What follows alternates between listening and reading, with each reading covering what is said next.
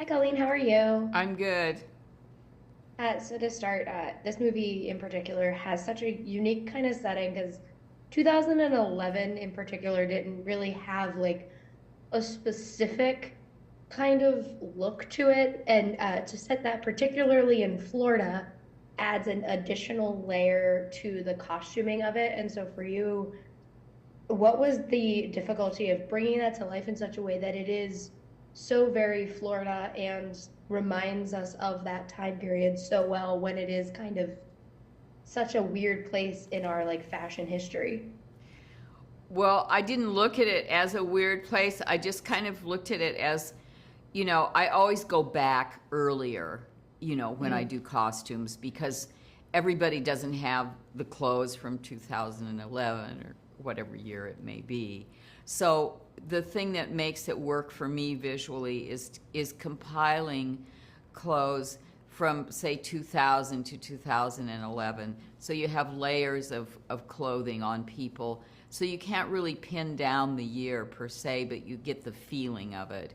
And of course, Florida is a very unique place, especially Central Florida, where the movies set. It isn't exactly up to date in a fashion way, except for a rare few people. So it's Mm-hmm. it's pretty. It's people that are living, that are shopping and getting by. It's not a story about wealthy people in glamorous Florida. It's the other side of Florida.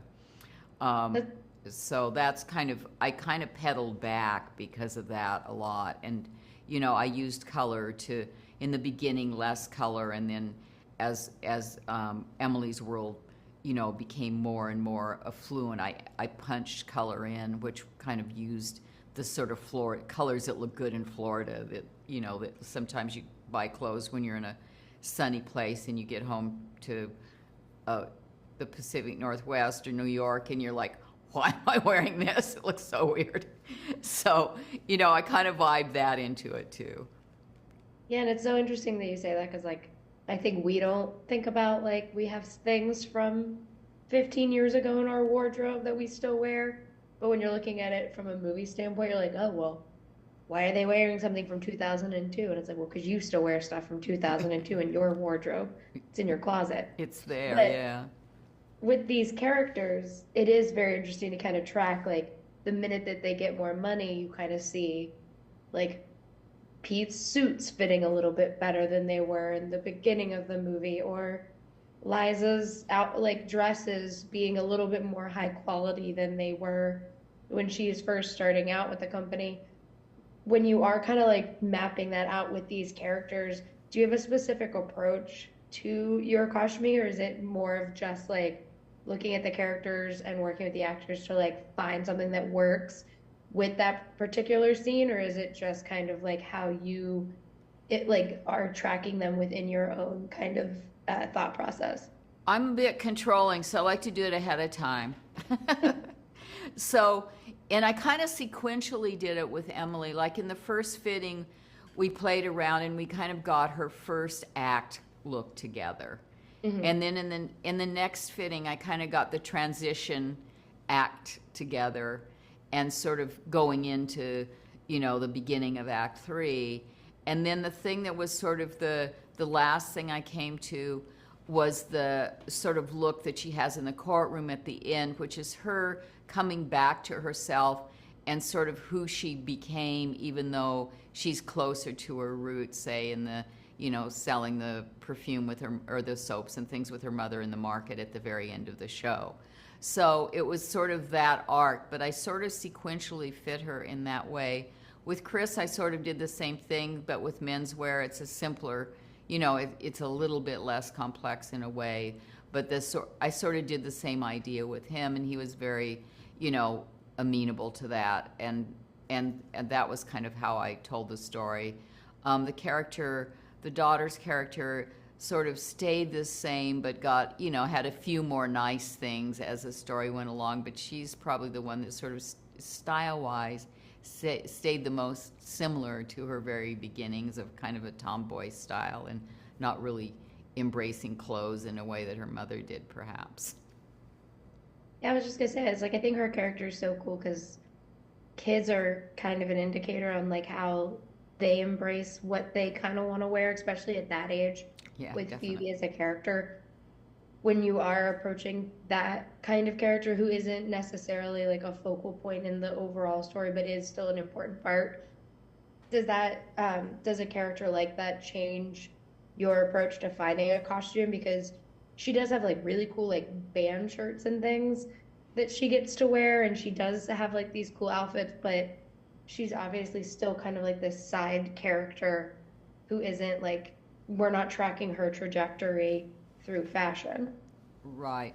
Well, with those characters, I just want to keep it real. So I try to keep it as realistic as I can from the knowledge that I have of people in that age demographic and sort of people that are, quieter, have their own, she has her own kind of, that this girl's going to do something interesting. You just can't figure out what it is. Yeah, and did you get to have a little bit of fun with like Catherine O'Hara? Because I think we all know like Catherine O'Hara's wardrobe more recently from things like Schitt's Creek, which is so kind of outlandish. And so to see her kind of more run down at the beginning of this movie and then to get her wealth towards like the middle where she is more kind of like this woman who falls into like the fashion trends and everything of the time. Was that a fun kind of path to get to follow for like an older mother role and get to dress a character like that? Yes, it was fun to sort of do that journey with Catherine, and we talked about,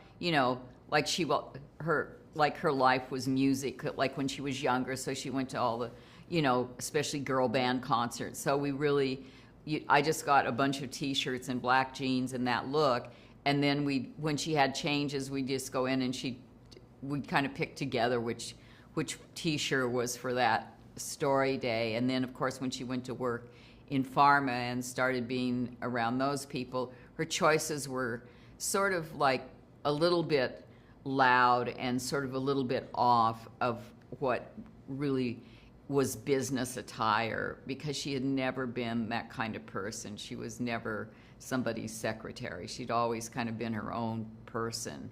So her embracing of that was sort of done through that, and then at the end she kind of ends up in a kind of nicer version of her early clothing, but much more kind of more realistic and more low key. And with Catherine, because she's such a, she's known for such big comedy roles, it's really important to try to keep it away from that a little bit when she's playing this kind of character.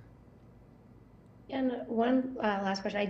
I love so many of, especially Emily's like dresses and tops and things, like just the trajectory of them. They're all so beautiful. But for you, was there one outfit in particular that you were just obsessed with when you figured it out throughout the movie? I don't really have that sort of outfit in my mind with her. I've seen the movie once. I always have to have time between when I've seen something Mm-hmm. and when I've actually done it. They've sat with it, and then sometimes I go, "Oh, that was good." But I'm all over the map with that, so I really don't have one. And I respect it. Thank you so much for talking with me today. I really appreciate it, and Thank can't wait for you. people to see the movie. All right. Thank you. Awesome. Thank you.